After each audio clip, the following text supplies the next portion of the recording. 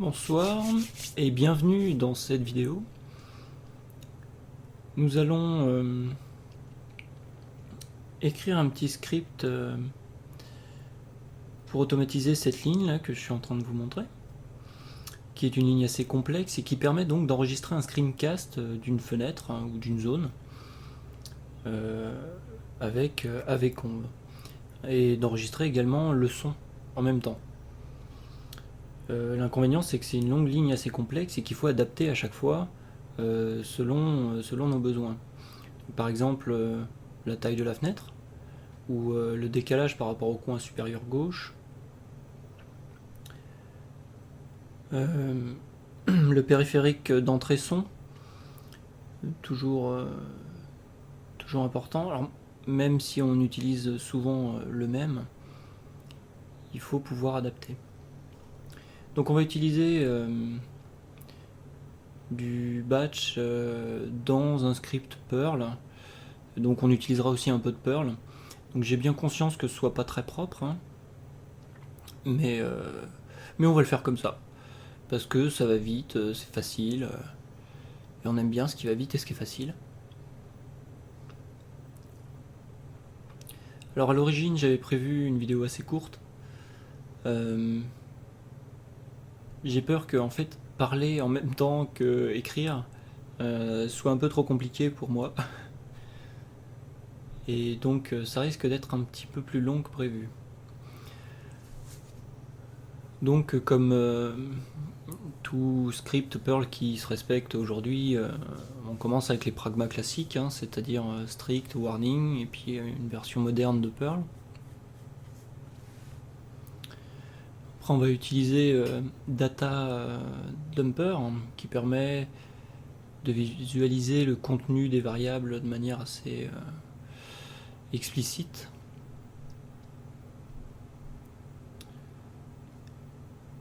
Et donc on va commencer par ce qui semble assez facile, c'est-à-dire le micro.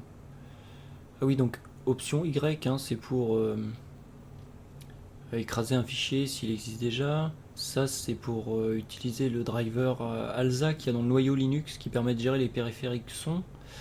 Et ça, c'est pour stipuler quel matériel on va utiliser. Et donc, nous, c'est bien ça qu'on va chercher à automatiser, si on peut dire ça comme ça. Donc, on va couper l'aquarium. Voilà.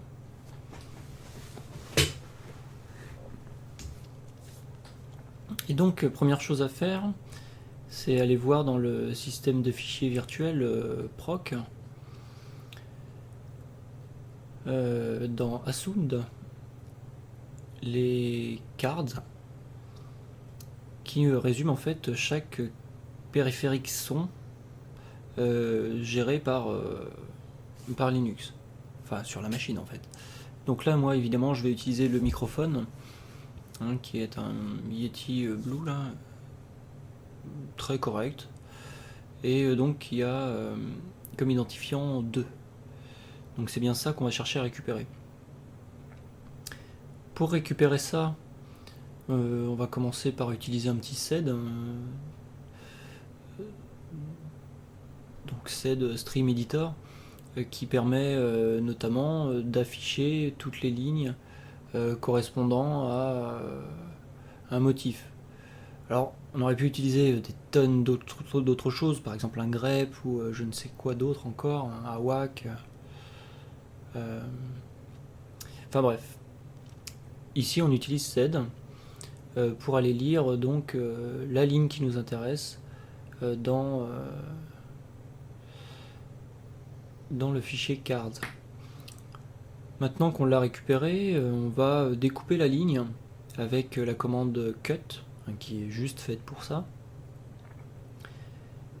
Donc là, le délimitateur sera l'espace, et comme on voit qu'il y a un espace au début de ligne, ça va être donc le deuxième champ qu'il va falloir récupérer si on souhaite récupérer l'identifiant de la carte, enfin du périphérique. Ok, donc voilà, c'est pas plus compliqué que ça. Maintenant on va récupérer cette ligne pour la mettre dans une variable Perl. Donc oui, on va peut-être commencer à classer un petit peu, ce sera pas plus mal.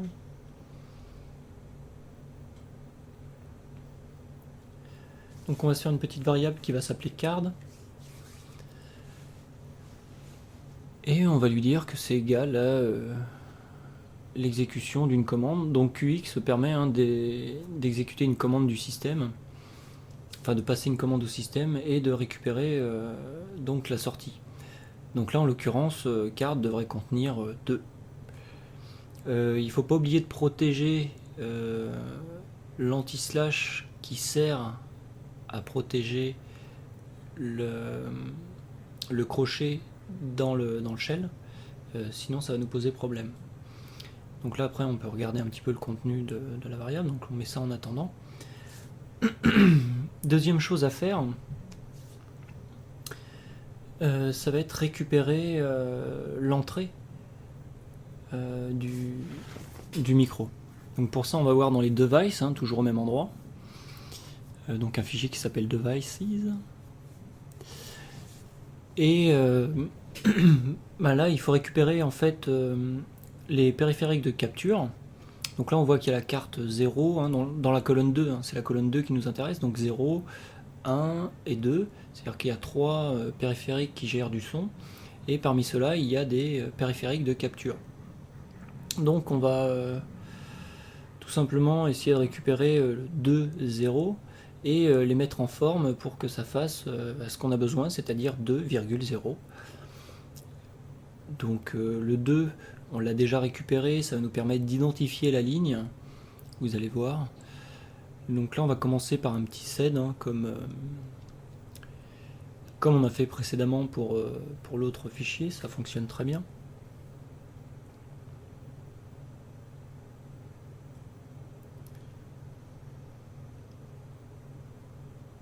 Donc là on va matcher avec tout ce qui est capture, donc ça va nous sortir toutes les lignes de capture.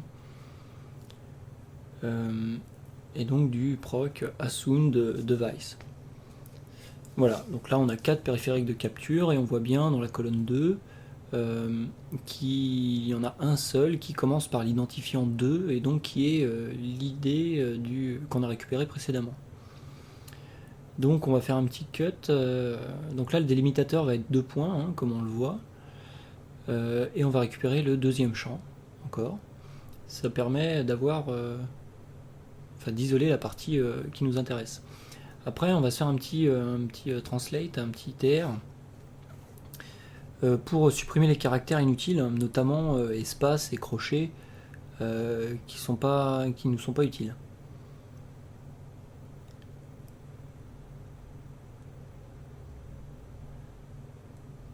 Alors bien évidemment tout ça on aurait très bien pu le faire à l'intérieur de Perl, qui gère aussi très bien tout ça, mais c'est pour la déconnade quoi. Après on va remplacer le tiré par une virgule et puis on aura formaté notre chaîne comme il se doit. Après il restera plus qu'à utiliser la variable card pour isoler la ligne commençant par le numéro contenu dans card, et du coup ça devrait nous sortir le bon device. Donc là voilà, je fais n'importe quoi, c'est normal.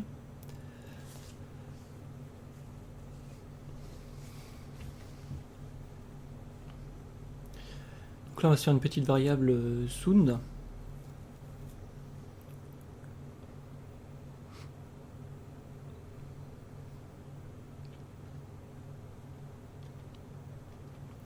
Et donc dans laquelle on va mettre un QX pour exécuter la commande. Pardon. Et on va lui rajouter un petit sed à la fin pour lui dire de matcher tout ce qui commence par card en fait. Donc un petit circonflexe pour dire début de ligne. Il commence par card. Voilà, et donc ça devrait nous sortir la ligne commençant par 2, qui est celle que je cherche à obtenir. Après évidemment, il faudra sûrement adapter si vous voulez utiliser quelque chose comme ça chez vous. Parce que peut-être vous utilisez je sais pas, l'entrée micro de votre carte son par exemple. Et du coup, ce sera certainement pas forcément la même façon de capturer ou d'isoler la ligne. Voilà, faut adapter. Donc là, un petit problème d'expression régulière.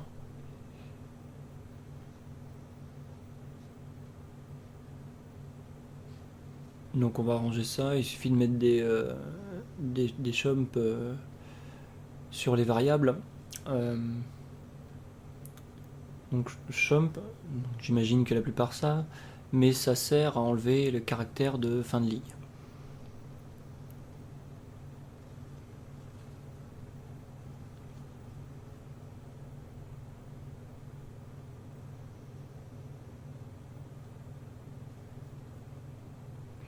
Voilà, donc là ça devrait beaucoup mieux marcher, hein. On va réessayer.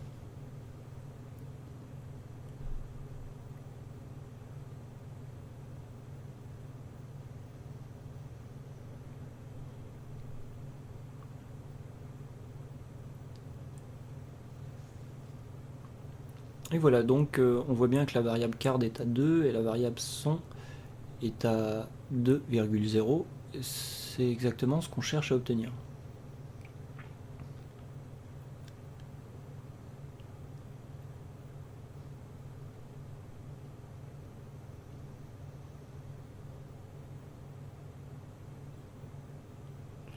Et donc oui, j'avais un peu peur que l'interpolation se fasse mal de la variable card, mais finalement ça fonctionne très bien. Alors, après on va passer à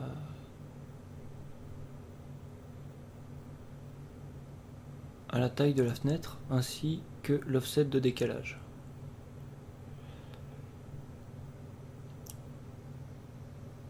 Donc on va se refaire une petite section vidéo, ça fait pas de mal. Et donc là pour récupérer les informations de la fenêtre, on va utiliser une commande qui s'appelle xwinInfo, qui permet en fait de cliquer sur une fenêtre, et à la suite de ça, ça nous donne toutes les informations nécessaires, c'est-à-dire l'offset du coin supérieur gauche de l'écran par rapport au coin supérieur gauche de la fenêtre,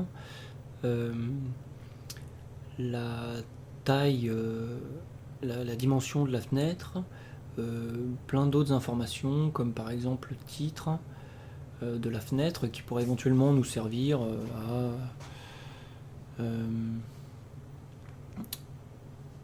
par exemple nommer le fichier de sortie de AVConv. Voilà, donc on retrouve toutes les informations nécessaires dans cette commande. Et comme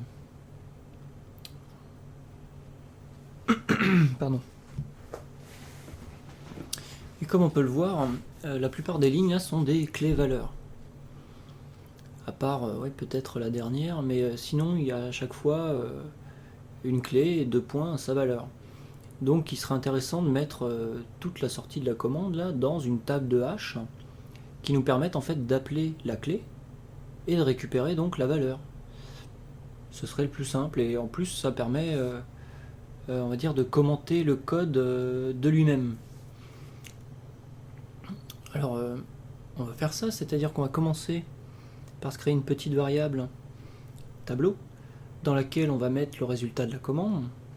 Donc là naturellement ça va nous mettre une ligne de résultat par élément de tableau. Donc voilà, ça c'est pas plus compliqué que ça. Après, on va utiliser map.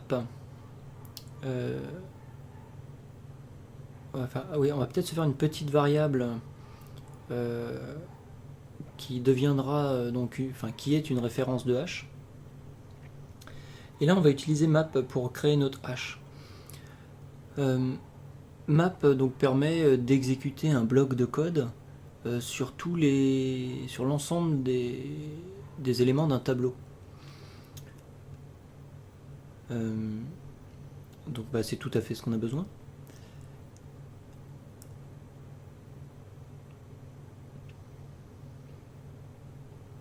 Donc notre tableau @w. On va commencer par faire un petit chomp histoire d'enlever à chaque ligne le retour à la ligne qui ne ferait que nous gêner.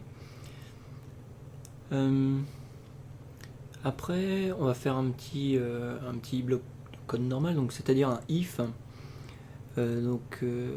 Simplement, c'est si la ligne matche bien avec, on va dire, une clé valeur, alors on récupère et on construit notre hash avec ça.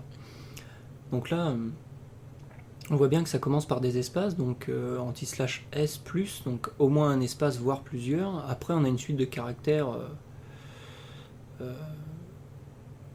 importe, enfin une suite de caractères, suivi de 2 points, suivi d'espace, au moins 1, suivi de n'importe quelle chaîne de caractères. Et donc dans cette expression, ce qu'on cherche à récupérer, c'est les n'importe quelle chaîne de caractères entre l'espace et les 2 points, et entre l'espace et jusqu'au maximum de la chaîne. Et donc ça devrait permettre de nous récupérer on va dire en $1 la clé et en $2 la valeur. Et donc on peut initialiser chaque clé avec sa valeur.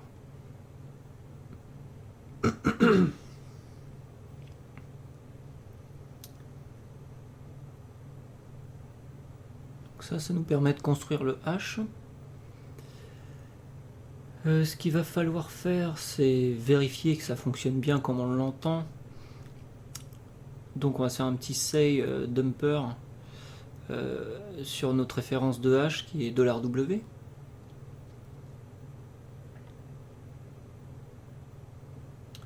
Et on va regarder ce que ça donne. Si le contenu de $w est bien ce à quoi on s'attend, c'est-à-dire une table de hash utilisable. Donc là je clique sur la fenêtre. Et donc ça me dit que ma variable scalaire est égale à une référence de hash. Et on voit bien que ça contient à chaque fois clé, valeur, et on retrouve les absolus, les hauteurs, largeurs, enfin tous les éléments nécessaires. C'est-à-dire que là, avec cette simple commande, on a réussi à parser le résultat de xwinInfo. Après, on va construire donc les éléments dont on a besoin, c'est-à-dire la dimension de la fenêtre et l'offset. Donc on va se faire une petite variable dim. Et là on a juste à appeler chaque élément. Donc en l'occurrence là ça va être la longueur de la fenêtre.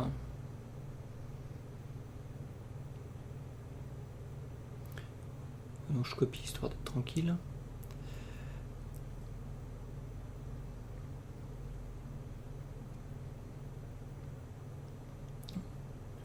Donc je vais aussi disposer on va dire la chaîne sur plusieurs lignes histoire que ce soit plus explicite. Donc là on met un X entre la longueur et la hauteur.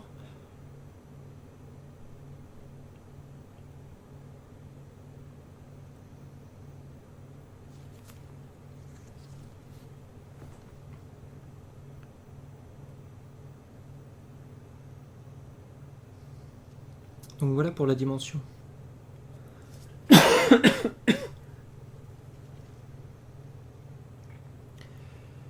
On va créer une variable d'offset. Donc même principe. Hein.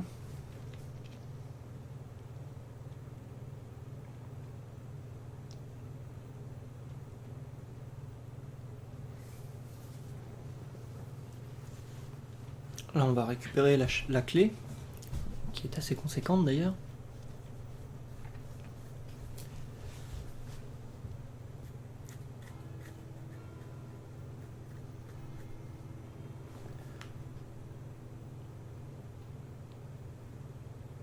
Ah oui, et donc oui, ça commence par un plus, hein, donc faut pas qu'on l'oublie. On va commencer par mettre un plus.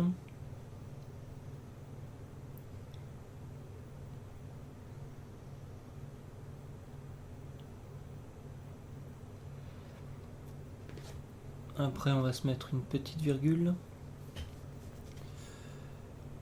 Et la valeur du y en absolu.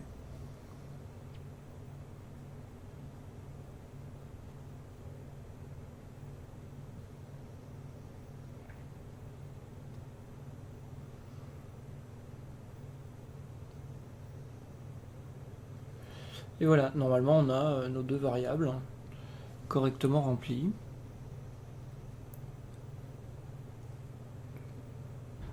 Donc on va regarder ça un petit peu à l'arrache là.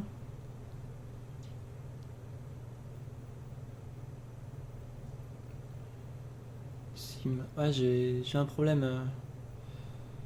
Le S et le D sont peut-être trop près sur le clavier. Ou j'ai les doigts palmés aujourd'hui, c'est possible aussi. Hein.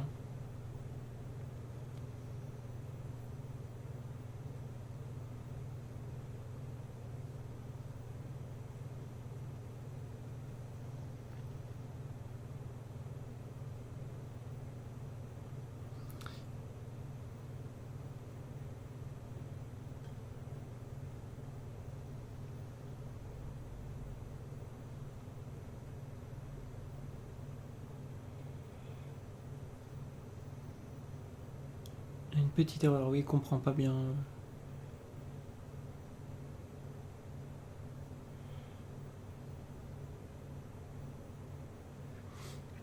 On va encadrer tout ça avec des côtes. Ce sera pas plus mal.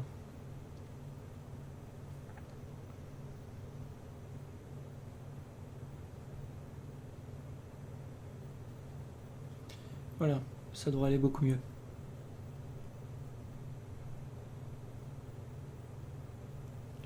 Donc voilà, je récupère bien les données attendues. Donc maintenant, oui, donc on peut vérifier. Effectivement, c'est bien les mêmes valeurs.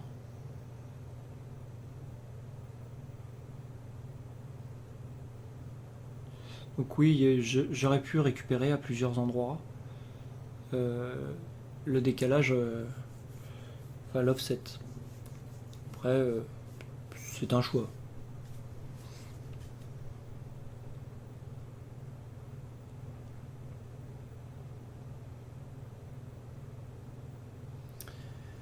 Alors l'étape suivante, ça va être déterminer un nom unique à chaque fois qu'on fait un enregistrement. La manière la plus simple, c'est de mettre un numéro incrémenté. Et le premier numéro incrémenté qui me vient, c'est le nombre de secondes écoulées qui permet au système donc de compter, enfin de calculer la date. Donc pour faire ça, il suffit d'utiliser la commande système date.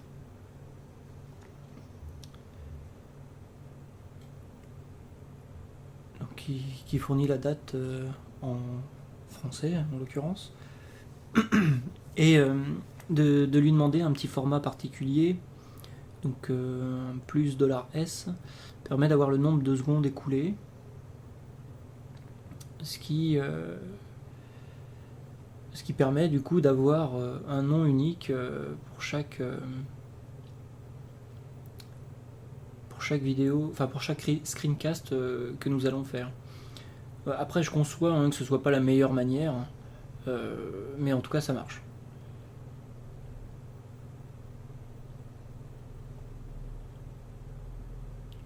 Ce qui aurait été bien, c'est de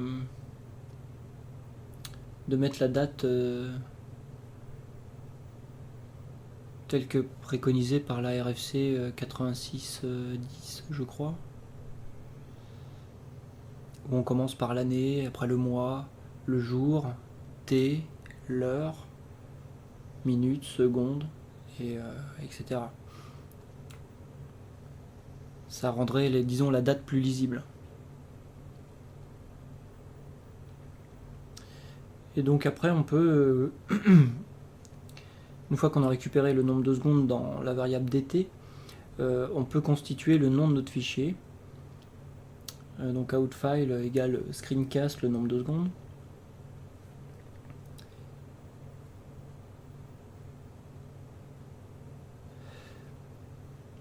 Et voilà. Après, il n'y a plus qu'à copier cette super ligne et de substituer les différents éléments par nos variables.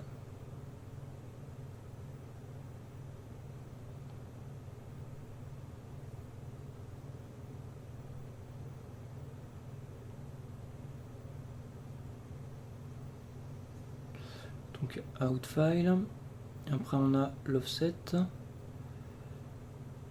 donc OFS, après on a les dimensions,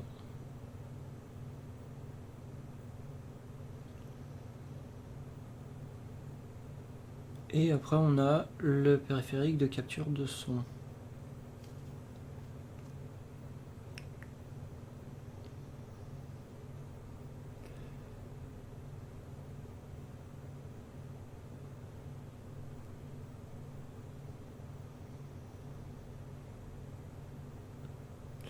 Donc on va tenter, enfin là je vais pas l'exécuter étant donné que je suis déjà en train de me servir du matériel, ça pourrait que engendrer un problème.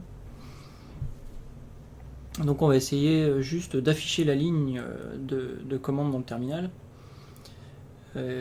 pour voir si ça nous sort ce à quoi on s'attend.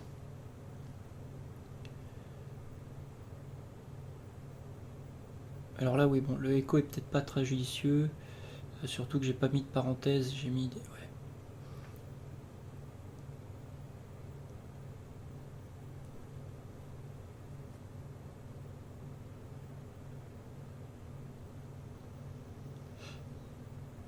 Ok, voilà. On va tester avec des guillemets.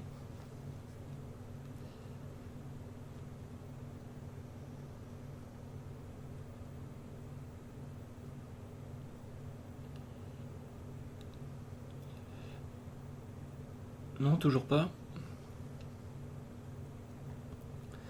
Sinon, il y a une autre solution, hein, c'est faire un say.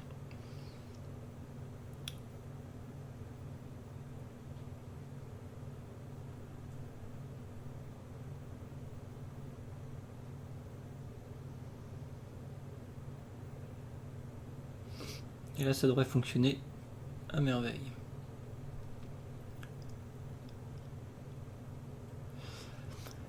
Alors, on voit donc que toutes les variables ont bien été interpolées. Et oui, pour info, je ne sais plus si je l'ai dit, mais show région 1 permet de tracer un rectangle autour de la région qui est enregistrée. Ce qui est relativement pratique quand on veut avoir des notes à côté et pas avoir à se rappeler exactement où se trouve l'enregistrement. Voilà, donc après pour rendre ça actif, il y aura juste besoin de le mettre dans un QX pour pouvoir le passer au système et donc lancer un enregistrement. Donc là il attendra qu'on clique sur la fenêtre qu'on souhaite enregistrer et il l'enregistrera en activant le micro et en donnant un nom par défaut à ce fichier. Voilà. Donc évidemment, c'est peut-être pas fait proprement tout ça. Par contre, c'est fait vite et en quelques minutes. On pourrait modifier bien des choses, par exemple faire en sorte d'avoir des boîtes de dialogue avec un petit peu de Zenity. Moi, c'est pas ma passion les boîtes de dialogue, mais bon, on pourrait faire ça pour le rendre un petit peu plus interactif. On pourrait avoir des options qu'on puisse lui passer pour, par exemple, donner un nom de fichier différent que celui par défaut. On pourrait incruster un logo. Alors soit un logo qu'on nomme, soit un logo par défaut. Donc ça, on verra ça peut-être dans une prochaine vidéo si certains sont intéressés. Enfin voilà, et on peut perfectionner extrêmement ce morceau de script qui vient d'être fait. Hein. J'en suis bien conscient.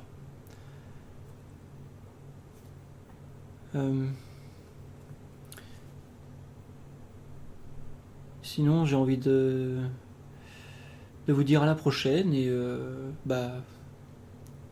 adaptez-le à vos besoins. J'essaierai de vous le mettre à disposition.